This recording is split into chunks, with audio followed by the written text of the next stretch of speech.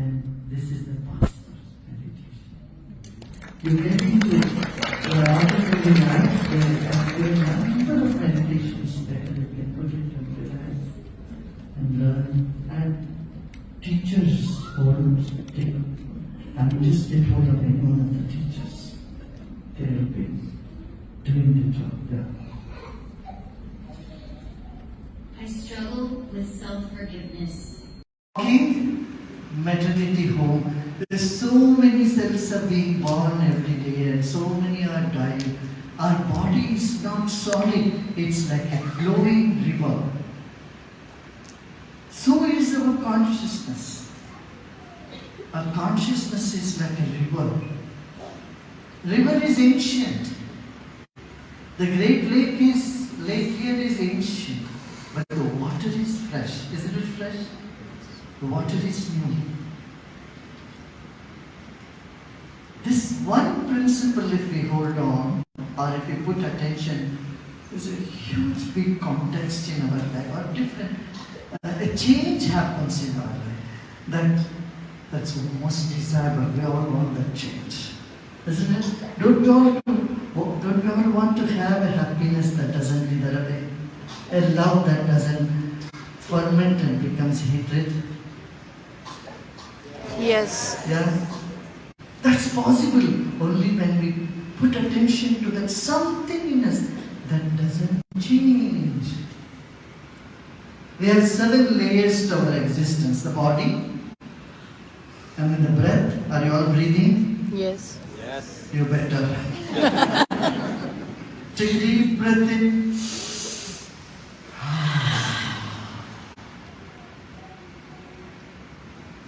But we have never attended to our breath, my dear. You know, our breath has different patterns. Have you observed this? When you are angry, you breathe differently. Have you noticed that? The breath goes differently. And when you are in an ecstasy, wow. Your breath inhalation is prominent, exhalation is not there. And when you are frustrated, your exhalation is so prominent, you don't even know when you are breathing. So there is a different pattern in the breath. And each pattern of the breath corresponds to particular emotions and sensations in the body. And we learn nothing about this in our home or at home, at school. Correct? Then comes the third layer of our mind. We are so confused. We were never confused as a baby. We know what exactly we wanted, right? When there is a toy, we wanted that. When there is a toffee, we just went for that. You just put few babies in a room and say, are you confused? They say no. They just pick up all the toffees as much as they can. But as we grew up, we got so confused. Confusion begins in the adolescent age. Should I take this subject or that subject? Should I become an engineer or a doctor? Should I become a computer scientist or should I take microbiology? What is that I should take? So the confusion, then it continues. Whether this girlfriend is better or that one. That company, or this boy is good or that boy is better. And then job. Those who have job are also confused whether to be there or go somewhere else. Those who do not have job also confused. So confusion reigns in the mind, it makes our life miserable. Then inhibition. Oh my God, we have so many different type of inhibitions. Gender inhibition, religious inhibition, caste inhibition, community inhibition, racial inhibition, and age inhibition.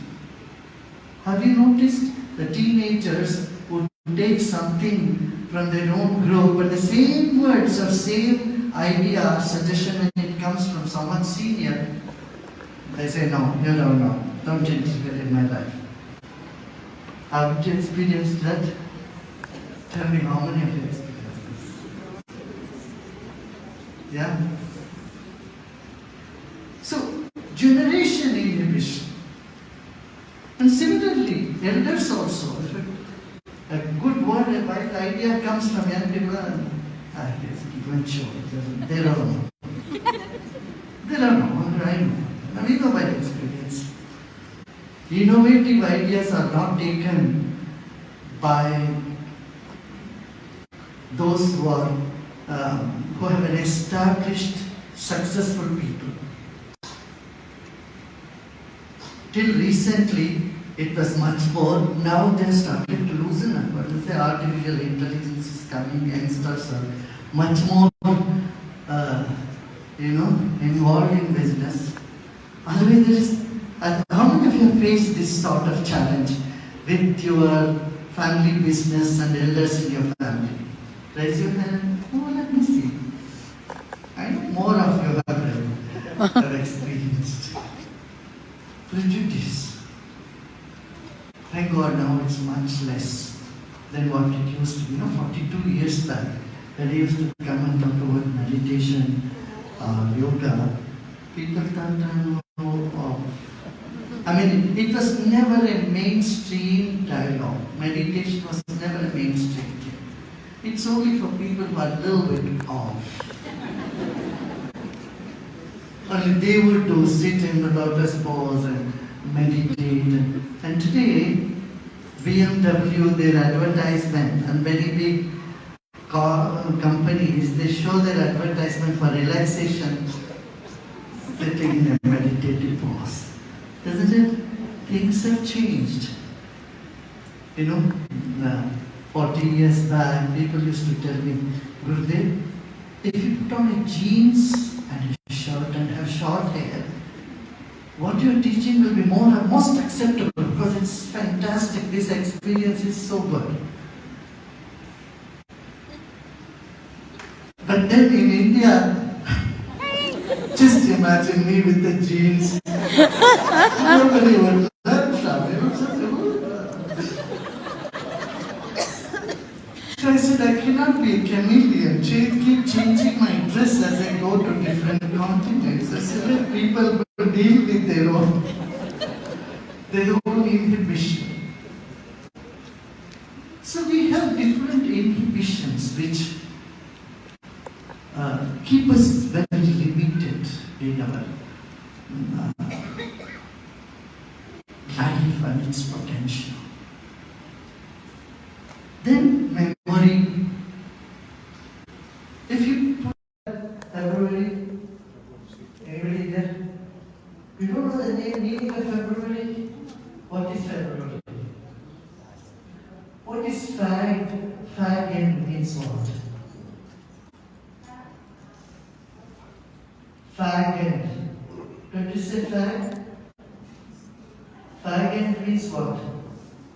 The last, isn't it?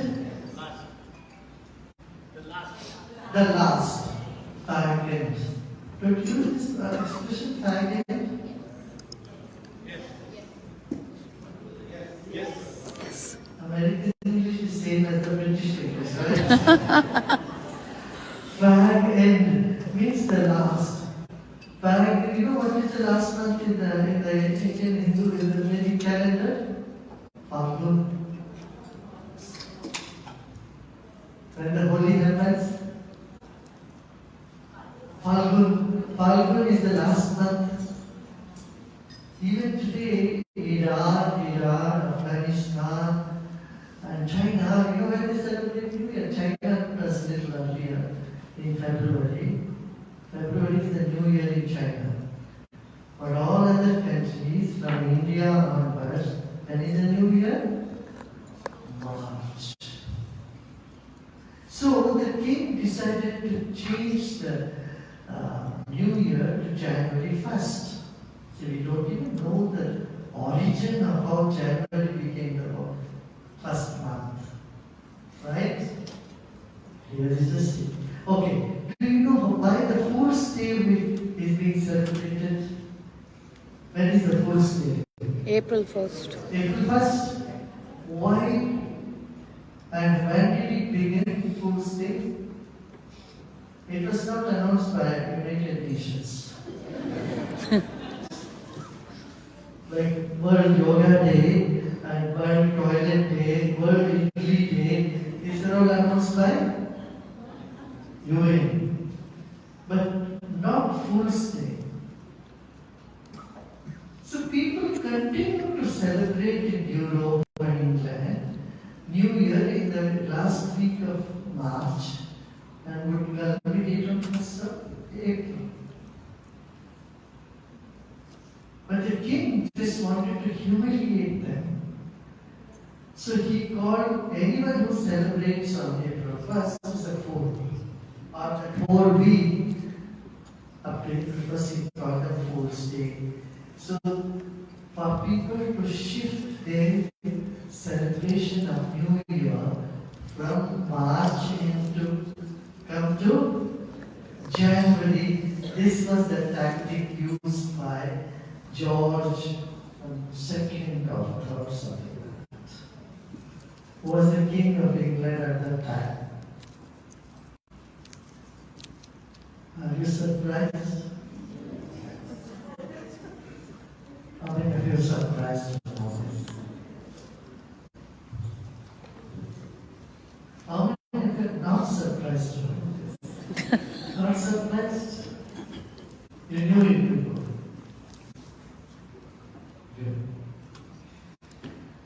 Okay. But do you know why the time was, how the origin of time? How many people know?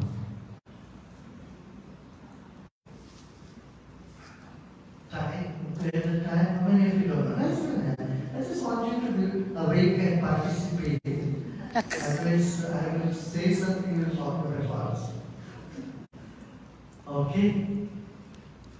You know, time was not or never the protocol of royalties. Have you seen any royal pictures any time? No ministers, no judges, no royalties, no. The top cream of England would never wear the tie. The boat came much later. The tie was given to, it was made a rule for the class 3 and class 4 employees in England. You just do this when I explain. A small child, 3-year-old child, you tie something around their neck. What will be their tendency? To remove it. They want to take them, they want to feel freedom. In England, the soldiers and the guards had to stand on the bay at the English Canal. So it used to be cold and there, it's always raining there. So they have running nose. So they couldn't reach for the handkerchief all the time. Holding the camera convenient, so they tied this so that.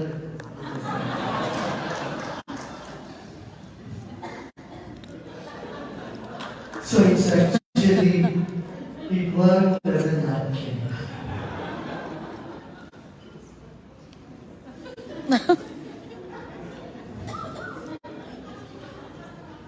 That's the origin of time.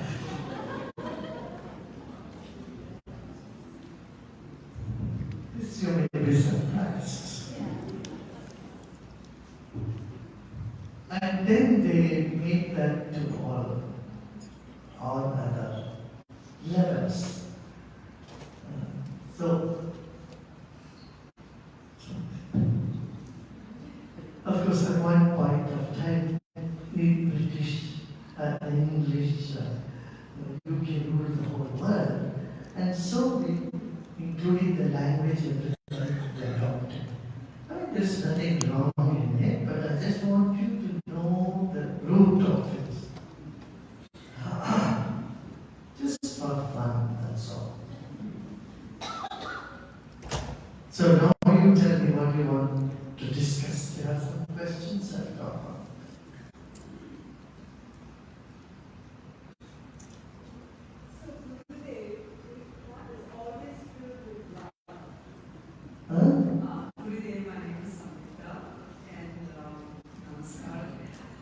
heart is always filled with love. Doesn't that make you a little bit vulnerable? You don't have a guard up, you're not thinking about changes in life. How do you balance that? See, when you think love is an emotion, you don't have to be goody-goody all the time.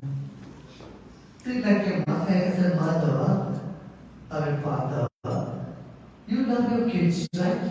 Without any question. But when kids are not doing the right thing, don't you get angry at them? Don't you pull their ears? Don't you shout at them? You have been doing this. You have to do that. That is also, your anger is also expression of love. Jealousy is an expression of love. Isn't it? Because you love somebody, you want to possess them, and they are going somewhere else, and you feel jealous. Jealousy is an expression of love. Greed is an expression of love. You love some objects more than people. Your love for object is a greed. Your love for part of the body is lust. So, and your love for yourself too much, your love for your ego is arrogance. Your love for your smaller circle of people is moha, is what do you call moha? Attachments. Attachments to the world. Yeah, moha doesn't translate into proper. Huh? The lust is karma. Moha is a sort of attachment in which you feel stuck, entangled, right? Entangled and maybe a better word.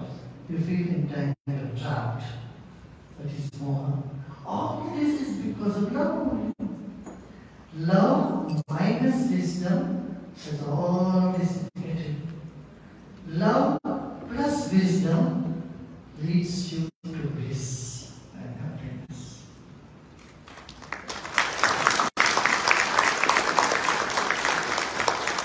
Now, love is definitely vulnerable. Love is the greatest strength in life, and yet it makes you very weak also. You feel very weak in love.